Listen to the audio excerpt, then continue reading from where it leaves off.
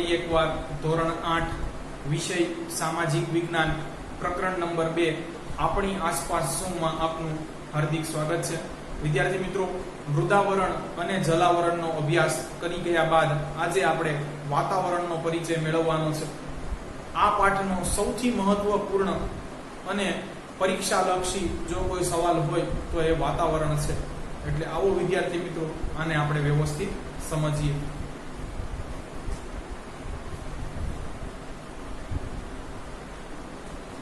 તો વિદ્યાર્થી મિત્રો, પહેલા તો આ શબ્દનો અર્થ જોઈએ. વાતાવરણ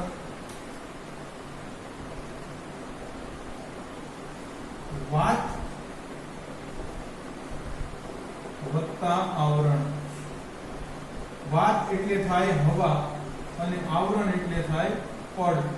તો એવું પડ કે સ્તર જે હવાનું બનેલું છે એને વાતાવરણ કહી શકીએ. આને અંગ્રેજીની અંદર એટમોસ્ફિયર કહે છે. ચાલો વિદ્યાર્થી મિત્રો, તો હવે છે આપણે એ વાતાવરણની વ્યાખ્યા જોઈએ.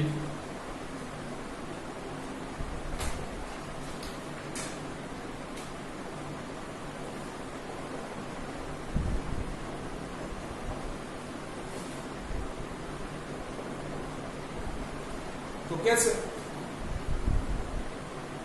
પૃથ્વીની આસપાસ વીંટળાઈને આવેલા હવાના આવરણને વાતાવરણ કહે છે. પૃથ્વીની આજુબાજુ ચોતરફ એ હવાનું એક છે એ સ્તર આવેલું છે, પડ આવેલું છે, એને તમે વાતાવરણ કહી શકો. તો વિદ્યાર્થી મિત્રો, ખબર પડી છે પૃથ્વી છે તો આની ફરતે છે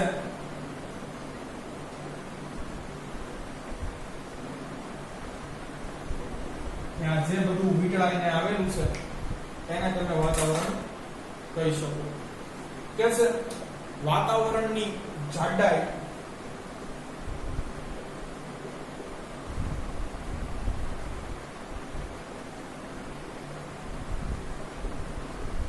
,800 થી 1000 કિલોમીટર જેટલી છે. વિદ્યાર્થી મિત્રો, એક ધોરણમાં છે એ આ જાડાઈ વેરી કરે છે. ક્યાંક 1100 લખેલી છે, ક્યાંક એનાથી પણ વધારે આપેલી છે. આપણે છે એ આ પાઠ્યપુસ્તકને માન આપીને અભ્યાસ કરવાનો છે. કે છે વાતાવરણની જાડાઈ છે એ 800 થી 1000 કિલોમીટર જેટલી છે. તો અત્યાર સુધીનું છે આપણે જે કાંઈ બી આવરણનો અભ્યાસ કર્યો એમાં વાતાવરણની જાડાઈ સૌથી વધુ જણાય છે. ફરી એકવાર રિવિઝન કરી જાય. લિથોસ્ફિયર યાને કે મૃદાવરણની જો તમે જાડાઈ કહો તો 64 થી 100 કિલોમીટર જેટલી હતી. જલાવરણમાં વિદ્યાર્થી મિત્રો છે એ ઊંડાઈ આવે તો એ પણ આપણે જોયું કે ક્યાંક છે તે 10 થી 12 કિલોમીટર જેટલી પણ ઊંડાઈ ધરાવે છે. ત્યાં જાડાઈ ન આવે વિદ્યાર્થી મિત્રો. અને વાતાવરણની જાડાઈ જો તમે તો એ 800 થી 1000 કિલોમીટર જેટલી તમારી ટેક્સ્ટબુક છે. કે છે બેઝિકલી કે આ વાતાવરણ છે એની જાડાઈ એટલી તમે છે એ 800 થી 1000 કિલોમીટર જેટલી ગણી શકો. ચાલો વિદ્યાર્થી મિત્રો, આગળ જોઈએ વાતાવરણ વિશે.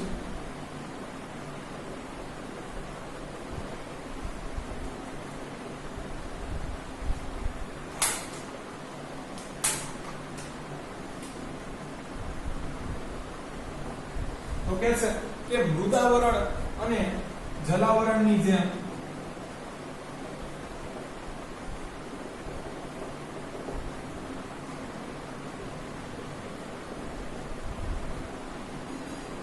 કે વાતાવરણને નરી આંખે જોઈ શકાતું નથી. તો મૃદાવરણ અને જલાવરણને આપણે જોઈ શકીએ છીએ, જ્યારે વાતાવરણને આપણે જોઈ શકતા નથી.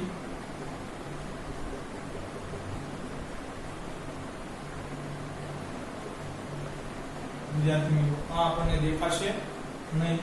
તો આ છે જોઈ શકાય છે, જ્યારે આ જોઈ શકાતું નથી.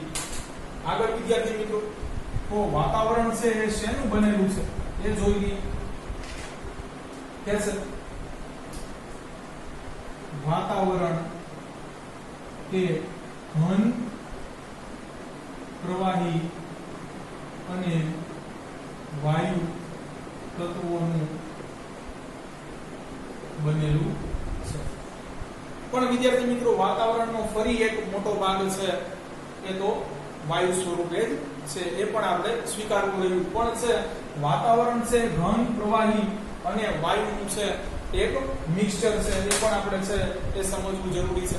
તો આવો જોઈએ વિદ્યાર્થી મિત્રો વાતાવરણની અંદર શું આવેલું છે.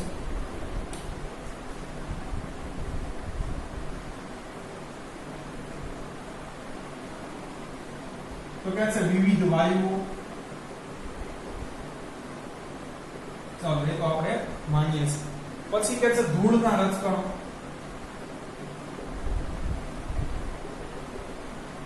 પછી કે છે પાણીની બાષ્પ.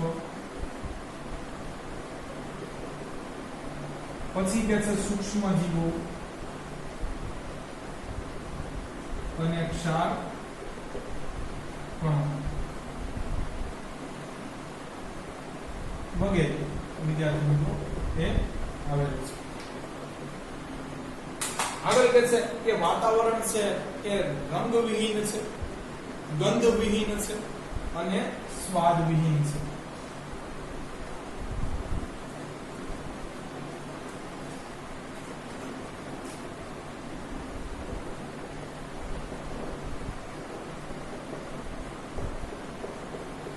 ઓડિયોલેસ, આની કોઈ સ્મેલ આવે નહીં. પછી કે રંગવિહીન છે. જો તો વિદ્યાર્થી મિત્રો આપણી આસપાસ પણ અત્યારે છે એ હવા છે, છતાં પણ આપણે એને છે એ દેખી શકતા નથી, કારણ કે એ કલરલેસ છે. જો એને કોઈ કલર હોત તો આપણે એને પારખી શકે. આપણે પણ છે એ શ્વસન ક્રિયામાં ઓક્સિજન છે ઇન્ટેક કરીએ છીએ અને વિદ્યાર્થી મિત્રો કાર્બન ડાયોક્સાઇડ છે રિલીઝ કરીએ છીએ, પણ આને આપણે જોઈ શકતા નથી કારણ કે એનો કોઈ રંગ નથી. પછી કે છે સ્વાદવિહીન છે.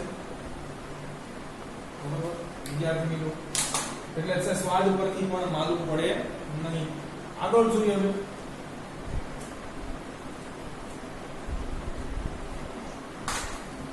તો વાતાવરણ છે એની અંદર મોટા મોટા કયા વાયુઓ છે એ આવેલા છે એ જોઈ લઈએ.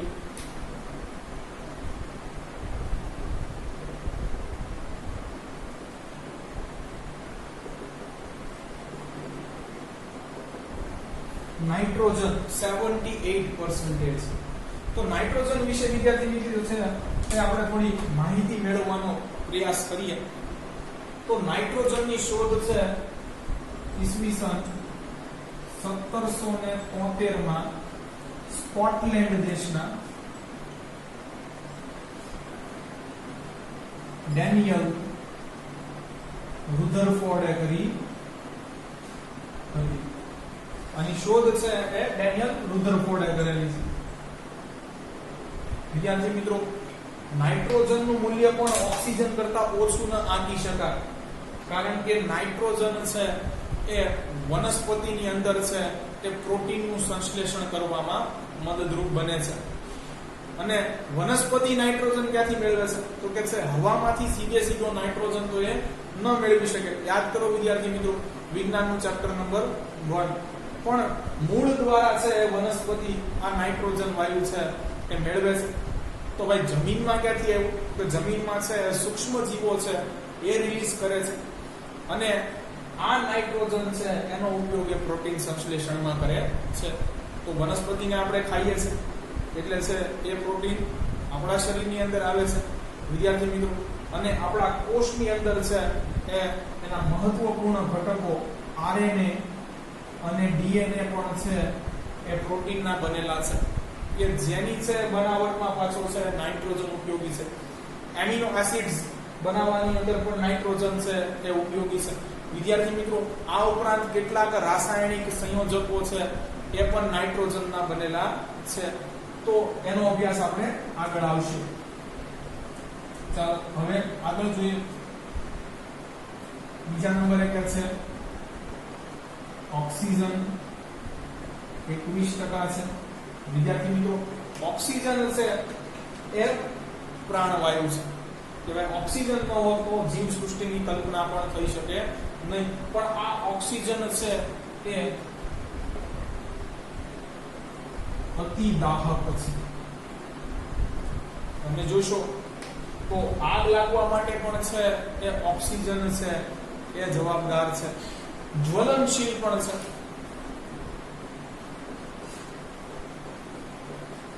તો આની દાહકતા અને જ્વલનશીલતા છે એ ઓછી કરવા જ નાઇટ્રોજન વાયુ છે એ પ્રમાણ વધારે છે. કારણ કે નાઇટ્રોજન વાયુ છે એ ઊંચા તાપમાને પણ નિષ્ક્રિય છે.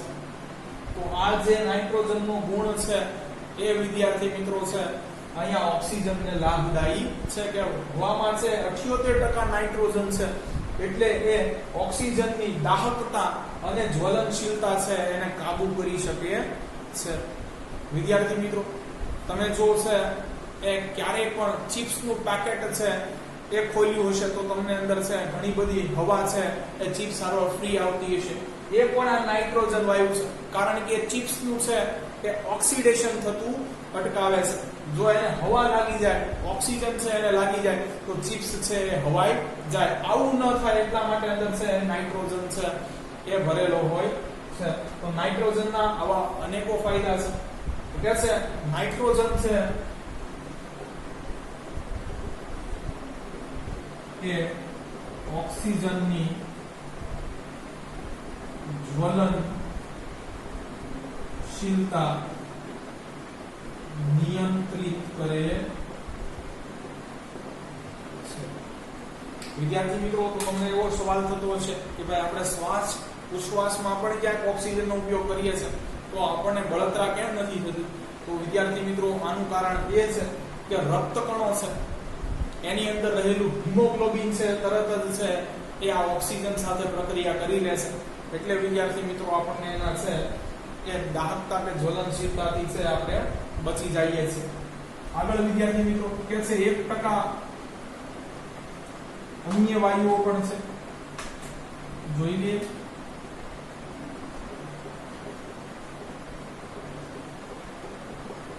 તો આ અન્ય વાયુમાં છે કે સૌથી વધુ પ્રમાણમાં તો આર્ગોન છે.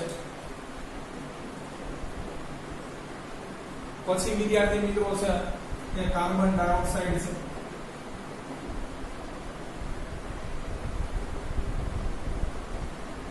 પછી હિલિયમ છે, હાઇડ્રોજન છે, કાર્બન મોનોક્સાઇડ છે, ઝેનોન છે, રેડોન છે વગેરે કહી શકો. તો 1% ની અંદર તો ઘણા બધા છે બાકી વાયુ આવે છે.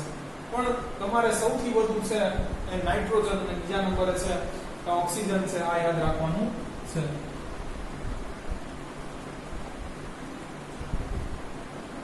શું કહે છે આગળ વિદ્યાર્થી મિત્રો?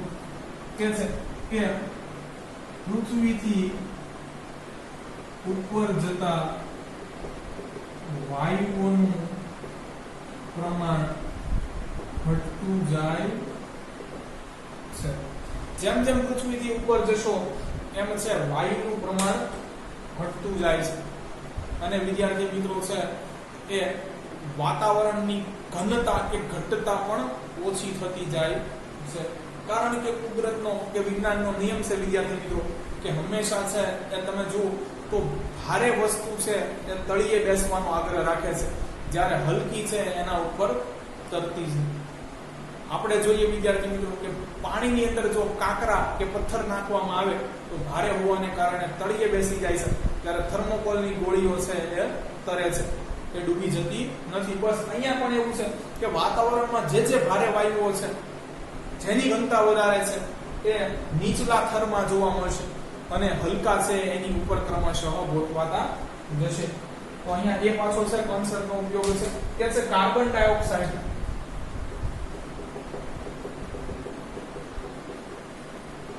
કે ભારે વાયુ હોવાથી તે વાતાવરણના નીચલા સ્તરમાં વધુ જોવા મળે છે. જેમ જેમ ઉપર જશો એમ કાર્બન ડાયોક્સાઇડનું પ્રમાણ ઘટતું જશે. વિદ્યાર્થી મિત્રો, આ જ પૃથ્વીનું તાપમાન વધવા માટે જવાબદાર છે. સમજાવું કે કેમ? તો આ પૃથ્વી છે વિદ્યાર્થી મિત્રો, અને માની લો કે અહીંયા છે એ આ CO2 નું થર છે, તો જે પૃથ્વીની ખૂબ નજીક છે. વિદ્યાર્થી મિત્રો, જે પણ સૂર્યપ્રકાશમાંથી છે એ ગરમી આવે છે, એ આ ગરમીનું છે CO2 શોષણ કરી લે છે.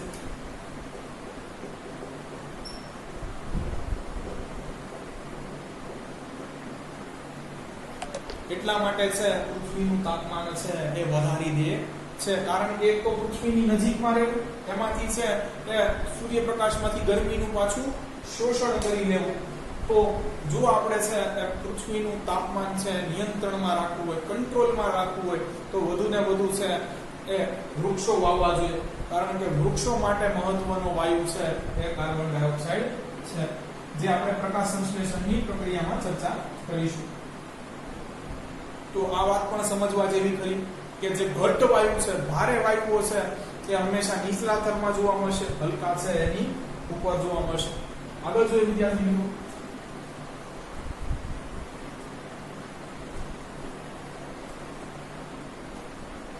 તો કે છે પૃથ્વી ઉપર નાઇટ્રોજન અને ઓક્સિજન એ જીવન પ્રદાન કરે છે. આ વાત પણ સાચી છે, કારણ કે વનસ્પતિના છે વૃદ્ધિ અને વિકાસ માટે નાઇટ્રોજન છે એ અતિ મહત્વનો છે. વળી આપણા છે કોષોના છે જે ઘટકો રહેલા છે RNA અને DNA, એની માટે જરૂરી પ્રોટીન છે એ નાઇટ્રોજન બનાવે છે. ઓક્સિજન તો પ્રાણવાયુ જ છે. એટલે આ બે છે ખૂબ મહત્વના છે એમ કે છે. પણ આગળ ત્રીજા નંબરનો છે મહત્વનો હવે વાયુ આવે છે, જેની આપણે ચર્ચા કરવાની છે, એ છે ઓઝોન.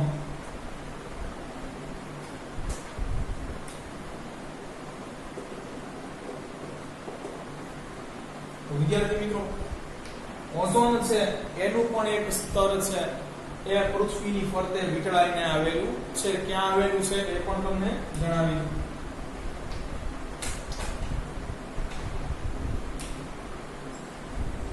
તો વિદ્યાર્થી મિત્રો, પૃથ્વીની ફરતે છે એ વાતાવરણને 5 પટ્ટાની અંદર છે વર્ગીકૃત કરવામાં આવ્યું છે. તો આપણે 5 પટ્ટા દોરી નાખીએ. આ પહેલો,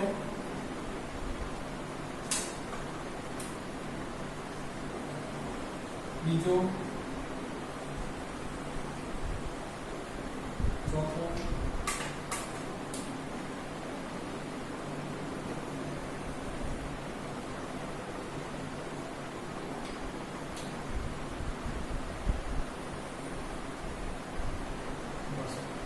વિદ્યાર્થી મિત્રો, અને આની જાડાઈ કેટલી છે?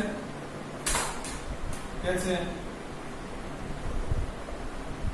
800 થી 1000 કિલોમીટર. પણ વાતાવરણના પટ્ટાને છે એ 5 ભાગોમાં વર્ગીકૃત કરવામાં આવ્યો છે. આ પહેલું છે એ છે ટ્રોપોસ્ફિયર, બીજું છે એ છે સ્ટ્રેટોસ્ફિયર, ત્રીજું છે એ છે મેસોસ્ફિયર, ચોથું છે એ છે થર્મોસ્ફિયર અને એક્ઝોસ્ફિયર. તો ટ્રોપોસ્ફિયર, સ્ટ્રેટોસ્ફિયર, મેસોસ્ફિયર, થર્મોસ્ફિયર અને એક્ઝોસ્ફિયર. વિદ્યાર્થી મિત્રો, આમાં જે આ ટ્રોપોસ્ફિયર છે ક્યાં છે એ તમે જોશો તો ઊંચા પર્વતો નો પણ સમાવેશ છે એ અહીંયા થઈ જતો હોય છે, કારણ કે પૃથ્વીથી છે લગભગ 11 કિલોમીટર સુધીની છે ઊંચાઈ સુધી એ આ આવી ગયેલું છે. એટલે તમારું માઉન્ટ એવરેસ્ટ પણ છે એ ટ્રોપોસ્ફિયર ની અંદર આવી જાય છે. મોટે ભાગે છે કે સ્ટ્રેટોસ્ફિયર ની અંદર છે એ ઓઝોન નું સ્તર એને મહત્વ ગણી શકાય. તો જે અહીંયા એક ઓઝોન નું સ્તર આવેલું છે આ પૃથ્વીને ફરતું સ્ટ્રેટોસ્ફિયર ની અંદર, એ મહત્વનું ગણી શકાય. વિદ્યાર્થી મિત્રો, મેસોસ્ફિયર થી છે એ તમને છે એ ખરતા તારાઓ છે એની અનુભૂતિ થાય છે, કારણ કે તારાઓ છે એ અહીંયાથી છે એ સળગવાનું શરૂ કરે છે જો વાતાવરણના કોન્ટેક્ટમાં આવી જાય તો. પછી તો કે થર્મોસ્ફિયર ની અંદર તમને છે એ કૃત્રિમ ઉપગ્રહો કે જે આપણે સેટેલાઇટ્સ મૂકેલા છે કે જે ટીવી ના પ્રસારણ માટે પણ જવાબદાર છે એ જોવા મળે. અને સૌથી બહારનું છે એ આવરણ એક્ઝોસ્ફિયર છે. આ તો તમારી માત્ર જાણકારી માટે છે. એટલે આપણે છે અહીંયા એ યાદ રાખવાનું છે માત્ર કે ઓઝોન નું આવરણ છે એ સ્ટ્રેટોસ્ફિયર માં આવેલું છે, ટ્રોપોસ્ફિયર પછીના આવરણ.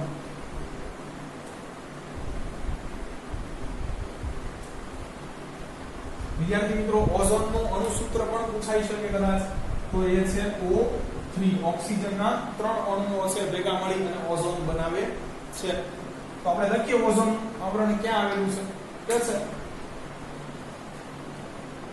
પૃથ્વીની સપાટીથી લગભગ 50 કિલોમીટર દૂર સ્ટ્રેટોસ્ફિયરમાં ઓઝોનનું આવરણ આવેલું છે. તો તમને એમ થતું હશે વિદ્યાર્થી મિત્રો કે સર આ ઓઝોનને છે આટલી બધી કેમ પ્રાયોરિટી છે કે વાતાવરણના ટોપિકમાં આપી રહ્યા છે.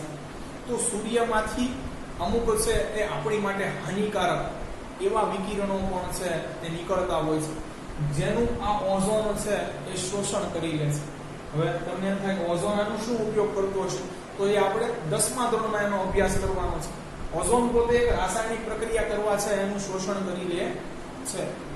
પણ એનાથી શું થશે કે જે હાનિકારક વિકિરણો સૂર્યમાંથી આપણી તરફ આવતા હતા જીવસૃષ્ટિ તરફ, એનું તો શોષણ ઓઝોને કરી લીધું, એટલે એ આપણને ઇનડાયરેક્ટલી બચાવે છે. વિદ્યાર્થી મિત્રો, માનવીની કેટલીક પ્રવૃત્તિથી ઓઝોન સ્તરમાં પણ ભંગાણ થયેલું છે. અને જો એવું થાય તો એ પાછો અલ્ટ્રાવાયોલેટ વિકિરણોને રોકી ન શકે અને એ આપણા તરફ આવે તો એનાથી આપણને ચામડીના કેન્સર જેવા પણ ભયંકર રોગો થઈ શકે છે. એટલે ઓઝોન આપણી માટે ખૂબ મહત્વનું છે. તો લખીએ ઓઝોનનો લાભ આપણને શું છે. કે છે સૂર્યમાંથી આવતા હાનિકારક પારજાંબલી એટલે અલ્ટ્રાવાયોલેટ કહેવાય એને, યુવી રેઝ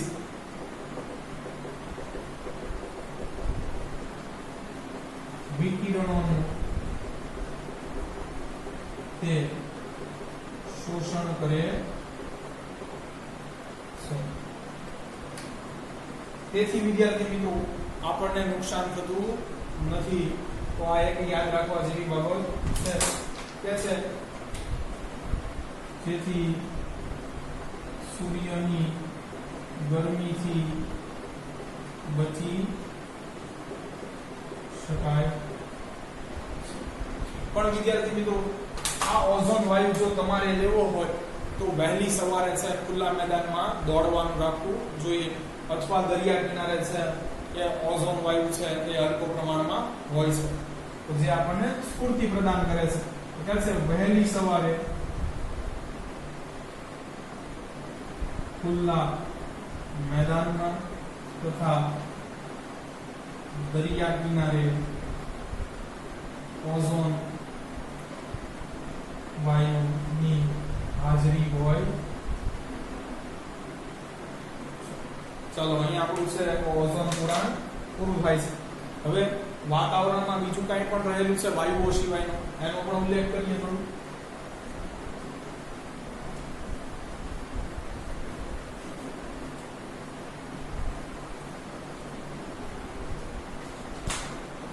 તો કે છે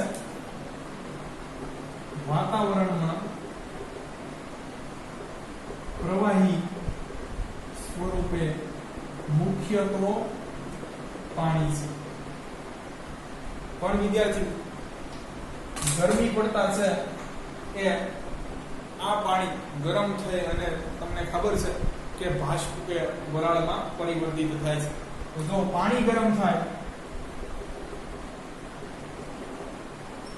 તો એ છે બાષ્પ કે વરાળમાં રૂપાંતર પામે છે. અને વિદ્યાર્થી મિત્રો, આ વરાળ છે એ ઠંડી બને છે જ્યારે ઉપર જતા, ત્યારે તે ભેજમાં રૂપાંતરિત થાય છે. અને વિદ્યાર્થી મિત્રો જ્યારે આ ભેજનું ઘનીકરણ થાય છે, સોલિડિફિકેશન થાય છે,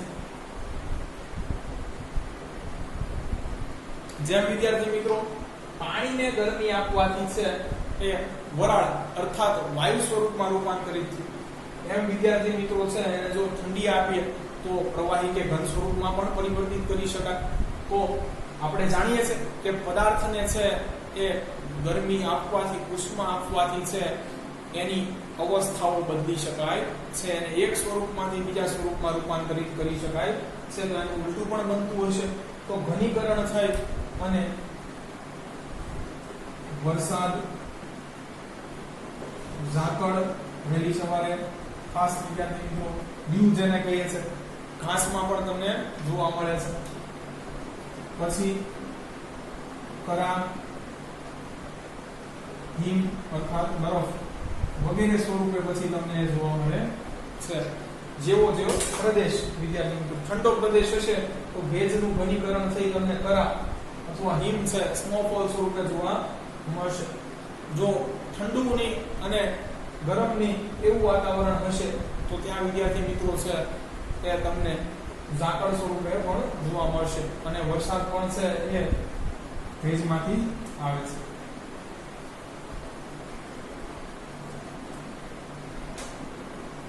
આગળ જોઈએ વિદ્યાર્થી મિત્રો તો ખાસ છે એ આ ધોરણ 10 માં પણ છે એ અભ્યાસમાં તમારે આવશે કે સૂર્ય છે એ વહેલી સવારે ન દેખાતો હોય છતાં પણ તમને અજવાળાની અનુભૂતિ થાય છે અને સૂર્ય આથમી ગયા બાદ પણ એકાએક અંધારું થઈ જતું નથી. તો એનો અભ્યાસ છે આપણે કરવાનો છે. એની પાછળ પણ છે એ વાતાવરણ જવાબદાર છે. જોઈએ વિદ્યાર્થી મિત્રો આ પૃથ્વી છે આપણું,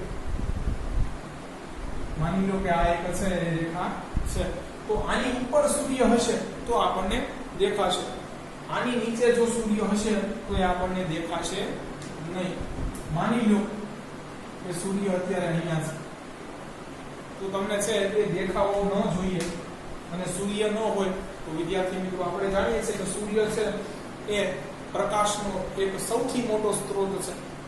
તો અજવાળું પણ દેખાવું જોઈએ નહીં. છતાં પણ સૂર્ય છે આપણે જે ડૂબી ગયો એમ કહીએ છીએ, અસ્ત થઈ ગયો એની વાત કરીએ છીએ, તો એ અસ્ત થઈ ગયા પછી પણ છે કે અહીંયા તમને છે આ ભાગમાં થોડુંક છે અજવાળું દેખાય છે. આનું કારણ શું? તો એનું કારણ છે પ્રકાશનું પ્રકિરણન છે. એ આપણે સમજવાનું છે.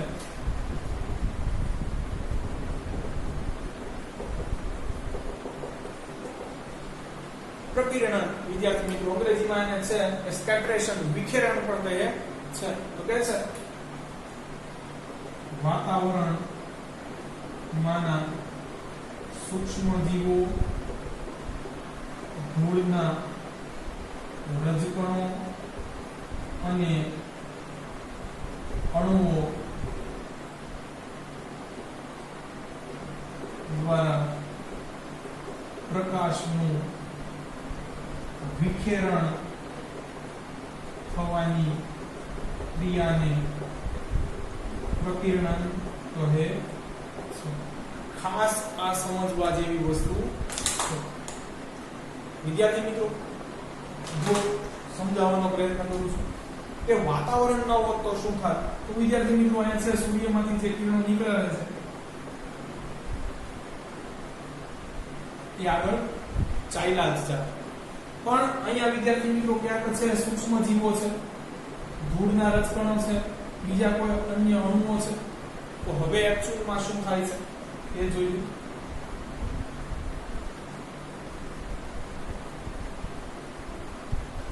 તો સૂર્યના કિરણો છે એ આની સાથે અથડાતા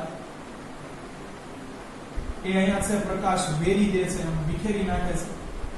અને એટલા માટે જ વિદ્યાર્થી મિત્રો છે કે સૂર્ય અસ્ત થઈ ગયા બાદ પણ તેમાંથી નીકળતા વિકિરણો જે ચારે તરફ છે વિકિરણો નીકળતા છે એમાંના છે વાતાવરણમાં રહેલા અણુઓ, ધૂળના રજકણો કે સૂક્ષ્મ જીવો દ્વારા છે આનું વિખેરણ થાય છે. અને આવું જ કંઈક તમને દ્રશ્ય છે એ સાંજે અને સવારના દેખાતું હશે કે સૂર્ય તો નહીં દેખાતો હોય પણ છતાં પણ છે એ અજવાળાની અનુભૂતિ થતી હશે. તો એની પાછળનું છે એ ઘટના આ વિખેરણ છે.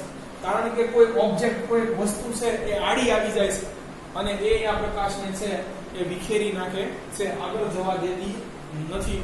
એટલા માટે સૂર્ય છે અસ્ત થઈ ગયા બાદ કે ઉદય થયા છે એ પહેલા તમને છે અજવાળું દેખાય છે, અને એટલા માટે આ સમય લગભગ 2 મિનિટ જેટલો હોય છે. તો સૂર્યોદય ના 2 મિનિટ પહેલા અજવાળું થઈ જાય અને સૂર્યાસ્ત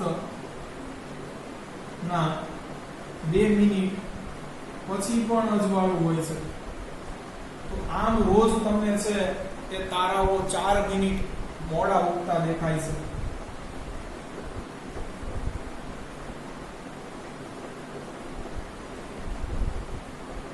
અથવા અંધારું મોડું થાય છે, કારણ કે વહેલું છે એ અંધારામાંથી અજવાળું થઈ જાય છે સૂર્યોદય થયા પહેલા. અને એ જ રીતે વિદ્યાર્થી મિત્રો સૂર્યાસ્ત થઈ ગયા પછી પણ થોડું છે એ અજવાળું હોય છે. રોજ તમને છે કે 4 મિનિટ ઓછું છે એ અંધારું જોવા મળશે, અથવા તારાઓ રોજ છે 4 મિનિટ મોડા ઉગે છે. એ પણ આની પરથી કહી શકાય છે. ધોરણ 10 ની અંદર તમારે અભ્યાસ કરવાનો છે. તો હવે વિદ્યાર્થી મિત્રો આ જ વસ્તુ આપણે લખવાની છે.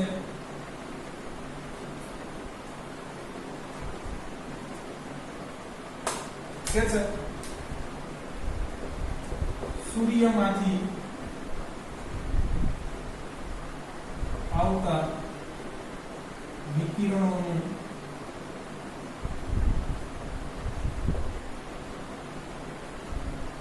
રજકણો અને અણુઓ વગેરે દ્વારા વિખેરણ થાય છે અને તે પરાવર્તન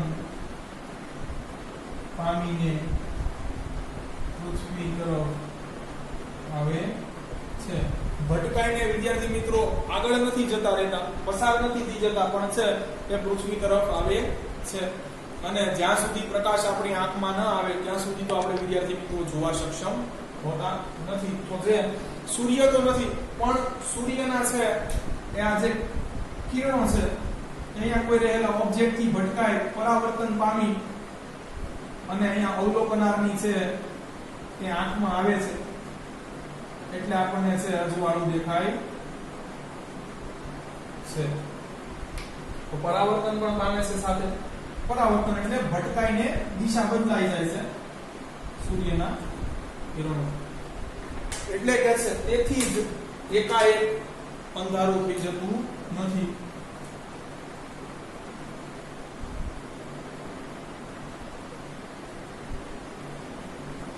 સૂર્યાસ્ત પછી થઈ જતું નથી અને સૂર્યોદય પહેલા પણ અજવાળું દેખાય છે. તો બસ આ એક ઘટના હતી જે અતિ મહત્વની હતી. આગળ વિદ્યાર્થી મિત્રો છે એ વાતાવરણના આમ તો ઘણા મહત્વના ઉપયોગો છે, અહીંયા 2 આપ્યા છે. તો વિદ્યાર્થી મિત્રો આ ટોપિક નું છે એ હવે છેલ્લો મુદ્દો જોઈ લઈએ, વાતાવરણના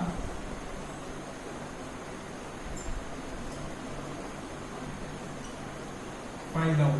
આમ તો વિદ્યાર્થી મિત્રો વાતાવરણના અનેકો ફાયદાઓ છે, પણ અહીંયા ગણ્યા ગાંઠિયા 2 દર્શાવ્યા છે જે પણ આપણી માટે અતિ મહત્વના છે. પહેલું કે છે હવાના માધ્યમથી જ આપણે સાંભળી શકીએ છીએ. તો ડાયરેક્ટલી તમે પૂછશો કે સર હવા ન હોત તો આપણે સાંભળી ના શકે? તો જવાબ છે ના, ન સાંભળી શકે. વિદ્યાર્થી મિત્રો જ્યારે પણ ક્યાંયથી કોઈ પણ પ્રકારનો ધ્વનિ ઉત્પન્ન થાય છે એટલે આ હવા એને એક માધ્યમ પૂરું પાડે છે અને હવા જ આ ધ્વનિના છે એ તરંગોને આપણા કાન સુધી લઈ જાય છે, એમ કહીએ તો પણ ચાલે. આ છે ધ્વનિના તરંગો આપણા કાનની અંદર ધ્રુજારી ઉત્પન્ન કરે છે જેથી આપણે સાંભળી શકીએ છીએ. અને જો હવા ન હોત તો ધ્વનિ તરંગોનું વહન ન કરી શકાત અને આપણે સાંભળી શકીએ નહીં. બીજું કે છે ટીવી અને રેડિયોનો લાભ લઈ શકીએ છીએ.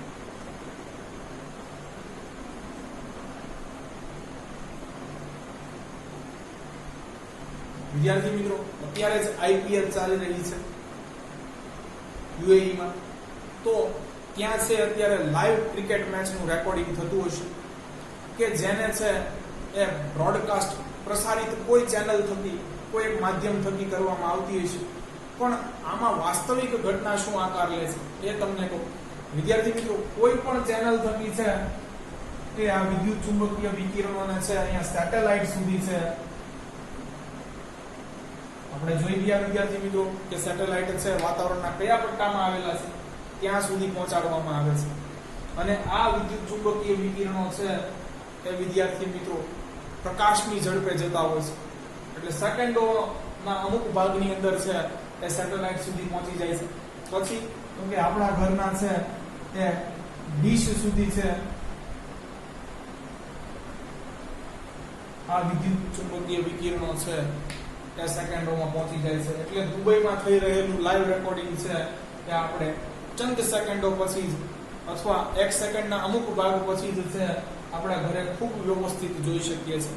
આવું જ વિદ્યાર્થી મિત્રો છે એ રેડિયોમાં હોય છે કે એન્ટીના દ્વારા છે એના સિગ્નલ પણ છે એ એક છેડેથી બીજા છેડે છે એ ઝીલાતા હોય છે. પણ તમે ક્યારેક જોયું હશે વિદ્યાર્થી મિત્રો કે વાતાવરણ અતિ ખરાબ હોય, જો અહીંયા છે એ મોટા કોઈ છે ડિસ્ટર્બન્સ ઊભા થતા હોય, ખાસ કરીને ચોમાસાની ઋતુમાં વાવાઝોડા વખતે, તો છે આપણે પ્રસારણ વ્યવસ્થિત જોઈ શકતા નથી. અથવા જો સિગ્નલ વ્યવસ્થિત કેપ્ચર ન થતું હોય એન્ટીના થકી, તો આપણે ગીત કે સમાચાર પણ રેડિયોમાં છે વ્યવસ્થિત સાંભળી શકતા નથી. તો છે હવે તો સેટઅપ બોક્સ આવી ગયા એટલે આવી છે કોઈ પ્રોબ્લેમ થતી નથી. પણ આ જે વિદ્યુત ચુંબકીય વિકિરણો છે એ હવાના માધ્યમ થકી જ વહન કરી અને છે અહીંયા કોઈ પ્રસારિત જ્યાંથી થાય છે ત્યાંથી સેટેલાઇટ સુધી પહોંચે છે અને સેટેલાઇટ થી છે એ તમારા ડીશ કે એન્ટીના દ્વારા ઝીલાય છે. તો આ પણ ઘટના છે કે હવાના માધ્યમ થકી જ પોસિબલ છે. નહીતર આપણે છે એ ટીવી કે રેડિયોનો લાભ લઈ શકે નહીં. અહીંયા વિદ્યાર્થી મિત્રો આજનો આપણો છે લેક્ચર પૂરો થાય છે. જો તમને અમારા વિડીયો લેક્ચર્સ પસંદ આવતા હોય તો આને લાઈક કરો, તમારા અન્ય વિદ્યાર્થી મિત્રો જોડે આને શેર કરો. Thanks for watching my video.